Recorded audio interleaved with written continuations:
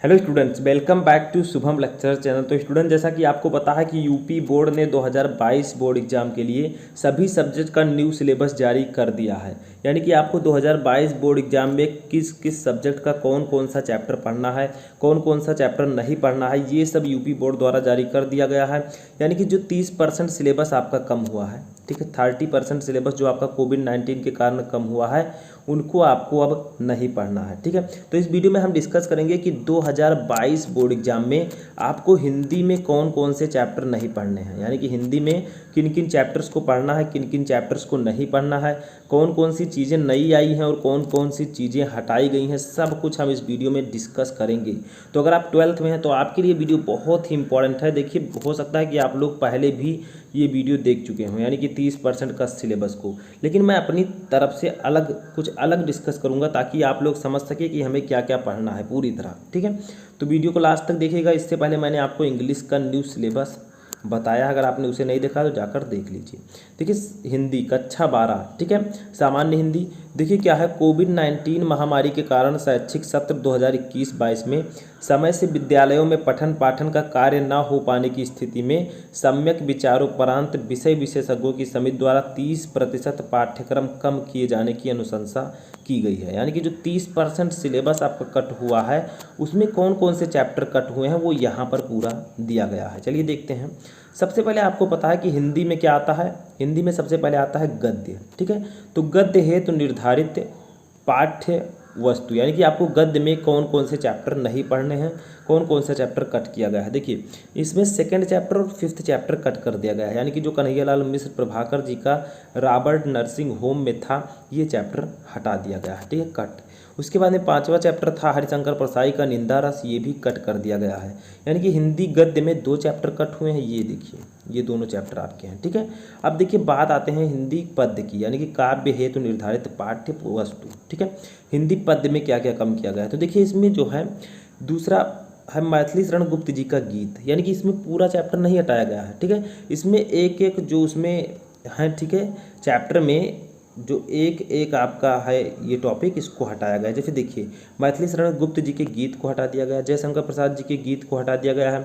उसके बाद में सुमित्रा नंदन पंत जी के परिवर्तन को हटा दिया गया है। ठीक है, और रामधारी सिंह दिनकर जी के पुररवा उर्वशी को हटा दिया गया है। ठीक है, तो इन चारों को इसमें से हटा दिया गया है। ठीक है, हालांकि ये चैप्टर होंगे आप में, लेकिन ये वाले टॉपिक नहीं होंगे।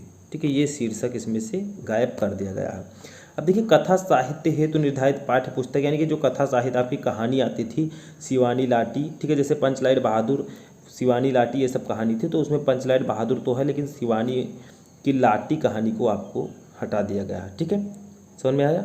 जो शिवानी जी ने लाटी कहानी लिखी है उसको कट कर दिया गया है। उसके बाद में देखिए, संस्कृत हेतु निर्धारित पाठ्य पुस्तक वस्तु, इसमें क्या कट किया गया है, जो कट हुआ है उसको मैं बता रहा हूँ। ठीक है, 30%।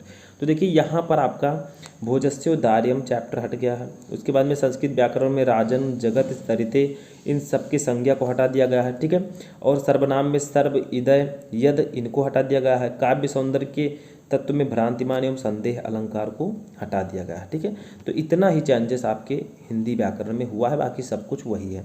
अब देखिए, आपको 30% तो आपका कट हो गया, लेकिन आपको 70% में क्या क्या पढ़ना है, किस प्रकार के पेपर आएंगे वो समझिए। देखिए, 70% में आपका खंड का में अंक 50 होगा और खंड खा में 50, यानी कि 100 नंबर का पेपर होगा। देखिए, खंड का में आपको किस प्रकार से आएगा, यहाँ पर हिंदी गद्य साहित्य का इतिहास, ठीक है, इस पर आधारित कालों के प्रवर्तक एवं उनकी रचनाएं के बहुविकल्पीय प्रश्न होंगे हिंदी गद्य साहित्य के, तो ये 5 नंबर का, ठीक है, सामने लिखा हुआ है। उसके बाद में हिंदी के काव्य साहित्य, हिंदी पद्य साहित्य के 5 बहुविकल्पीय प्रश्न होंगे, 5 नंबर। ठीक है, उसके बाद में देखिए, तीसरा क्वेश्चन जो होगा वो होगा पाठ्यक्रम में निर्धारित गद्यांशों पर आधारित 5 प्रश्न, यानी कि आपको एक गद्यांश दे दिया जाएगा, 2 गद्यांश, उनमें से एक करना होगा। गद्यांश के नीचे क्वेश्चन लिखे रहेंगे 5, उनका आंसर दीजिए, 10 नंबर इसके लिए। ठीक है, 2-2 नंबर का एक एक क्वेश्चन, 5 क्वेश्चन रहेगा, गद्यांश से आधारित 10 नंबर मिलेगा। उसके बाद में देखिए, पाठ्यक्रम में निर्धारित पद्यांशों पर आधारित प्रश्न, अब गद्यांश होगा तो पद्यांश भी आएगा, इस पर भी 5 प्रश्न रहेंगे, 10 नंबर। ठीक है, उसके बाद में 5वां का है पाठ्यक्रम में निर्धारित लेखकों का साहित्यिक परिचय एवं कृतियाँ, यानी कि जीवन परिचय आपको यहाँ पर लिखना है, 5 नंबर। उसके बाद में पाठ्यक्रम में निर्धारित कवियों का, देखिए अभी लेखकों का कहा गया जो कि हिंदी गद्य से होंगे, अब कवियों का, ठीक है, इस शब्द सीमा आपको 50, यानी कि 50 शब्द में आपको लिखना होगा, इसके लिए भी 5 नंबर, यानी कि जीवन परिचय 10 नंबर का। इतना जो है हमारा खंड का में आएगा, क्या है ये हमारा जो है टॉपिक, ये खंड का में आएगा 50 नंबर का। ठीक है, ये आपका 50 नंबर हो चुका है। यहाँ से आप लोग देख सकते हैं 5 5 10 10 20 10 30 20 50। ठीक है, अब देखिए खंड खा आता है, खंड खा में बात करें तो ये भी 50 अंक का होता है। इसमें सबसे पहला क्वेश्चन क्या होगा, देखिए इसमें सबसे पहला जो क्वेश्चन होगा वो 8वां का होगा, जिसमें आपके हिंदी संस्कृत का गद्यांश पूछा जाएगा, यानी कि हिंदी, देखिए पाठ्यक्रम में निर्धारित संस्कृत गद्य का संदर्भ सहित हिंदी में अनुवाद 7 नंबर का, यानी कि आपको एक संस्कृत का गद्यांश दे दिया जाएगा और आपसे कहा जाएगा कि इसका संदर्भ लिखिए कि किस चैप्टर से लिया गया है और इसका हिंदी में अनुवाद लिखना होगा। ठीक है, 7 नंबर। ऐसे ही इसमें जो आपका श्लोक है, देखिए संस्कृत पद के संदर्भ सहित व्याख्या, जिसमें पद्यांश या श्लोक हैं वो 7 नंबर के रहेंगे। ठीक है, उसमें भी आपको संदर्भ सहित व्याख्या करना होगा। 9वां आपको पता है लोकोक्तियाँ एवं मुहावरे के अर्थ एवं वाक्य प्रयोग 2 नंबर।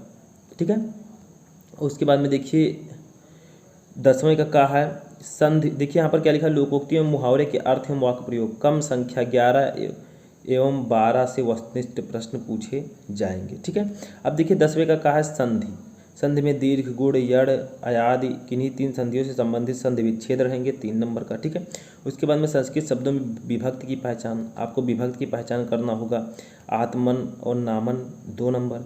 उसके बाद में शब्दों में सूक्ष्म अंतर 2 नंबर, अनेकार्थी शब्द 2 नंबर, अनेक शब्दों के लिए एक शब्द केवल 2 रहेंगे, 2 नंबर इसके लिए। ठीक है, उसके बाद में वाक्यों में त्रुटि मार्जन, यानी कि जो आपका वाक्य संशोधन है इसके लिए भी 2 नंबर, श्रृंगार रस, हास्य रस, वीर रस 2 नंबर। ठीक है, अलंकार में आपका शब्दार्था, जिसमें आपका अनुप्रास अलंकार, यमक, श्लेष ये सब आएंगे, उपमा, रूपक, उत्प्रेक्षा के लक्षण ये सब आएंगे, तो ये 2 नंबर। ठीक है, उसके बाद में हमारा रहेगा छंद हो गया, छंद आएंगे, मात्रिक, चौपाई, दोहा, सोरठा, कुंडलिया 2 नंबर। अब फाइनली आपका पत्र लेखन आएगा, पत्र आपको लिखना होगा किसी एक पर 6 नंबर का। ठीक है, तो ये आपका 6 नंबर का रहेगा। नेक्स्ट देखते हैं अपना, नेक्स्ट हमारा आएगा, इसमें पत्र आपका नियुक्ति आवेदन पत्र आ सकता है, बैंकों से किसी व्यवसाय, अपने नगर या गांव की सफाई हेतु। ठीक है, तो ये रहेगा।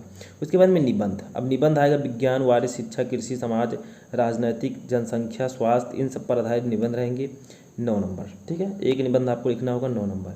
अब देखिए यहाँ पर आपका पाठ्य वस्तु जैसे खंड काव्य में क्या आएगा, तो देखिए जो आपके उधर हो, जैसे अगर मान लीजिए आप यहाँ पर ये चैप्टर का नाम दिया गया है, देखिए क्या पढ़ना है आपको हिंदी में, 4 चैप्टर इसमें पढ़ने हैं हिंदी गद्य में। देखिए गद्य हेतु निर्धारित पाठ्य वस्तु 4 चैप्टर इसमें आपको पढ़ने हैं, राष्ट्र का स्वरूप, अशोक के फूल, भाषा और आधुनिकता, तेजस्वी मन के 47। ठीक है, उसके बाद में काव्य हेतु आपको 7 चैप्टर पढ़ने होंगे, यहाँ पर लिखा हुआ है। ठीक है, उसके बाद में आपको क्या पढ़ना है, इसके बाद में आपको पढ़ना है कथा साहित्य, ये पंचलायर, बहादुर, ध्रुव यात्रा। ठीक है, उसके बाद में अब देखिए यहाँ पर खंड काव्य की बारी आती है, खंड काव्य में आपको क्या पढ़ना है ये समझिए। ठीक है, तो खंड काव्य में हमें क्या पढ़ना है,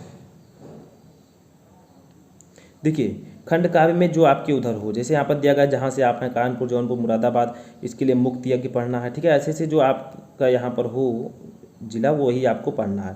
जैसे त्यागपथी अगर मान लीजिए आप में है ये त्यागपथी, तो त्यागपथी जो है आगरा, गोरखपुर, गाजीपुर, बरेली, सुल्तानपुर, जालौन, लखीमपुर खीरी, गोंडा, शाहजहाँपुर, बाराबंकी। ठीक है, तो ये आप लोगों को लिए पढ़ना है। अब देखिए खंड खा, संस्कृत हेतु निर्धारित पाठ्य पुस्तक, संस्कृत में आपको ये 7 चैप्टर पढ़ने हैं, यानी कि संस्कृत में आपको क्या क्या पढ़ना है, ये 7 चैप्टर आपको संस्कृत में पढ़ने हैं। ठीक है,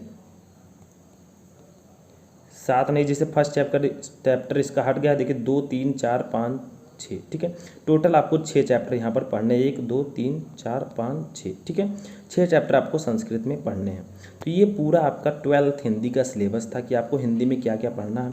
जो चैप्टर्स कट हुए हैं वो सब आपको मैंने दिखा दिया, जो जो आपको पढ़ना है वो भी यहाँ पर पूरा लिखा हुआ है। देखिए ये पूरा सीरीज आपका यहाँ पर लिखा हुआ है, तो ये सब आप लोग पढ़ लीजिएगा।